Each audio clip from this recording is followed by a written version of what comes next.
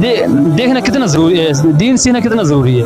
इमाम हुसैन अलैहिस्सलाम जो हैं वो उनकी मोहब्बत के सिवा तो इस्लाम मुकम्मल नहीं होता, ऐसी है, कुल सब ऐसी हैं। ठीक है ना। तो इमाम हुसैन अलैहिस्सलाम की जो जिस तरह उन्होंने ज़िंदगी गुजारी है, तो हमें कोशिश करनी चाहिए कि हम भी उनके मुताबिक ज़िंदगी गुजारें। उन्होंने नमाज जो है वो अपने आखिरी टाइम तक भी, जब मौत सर के ऊपर थी तो उन्होंने नमाज नहीं छोड़ी।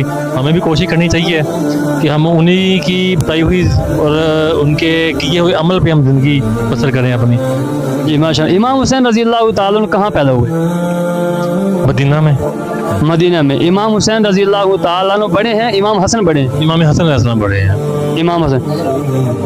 करबला के अंदर हज़रत अली मुर्ज़ा रज़ी अल्लाह ताला अन्हु के कितने बेटे शामिल हुए? ये मेरा ख्याल है कमो पेश मेरी मालूमात के मुताबिक 6 से 6 मेरा ख्याल है। 6 बेटे।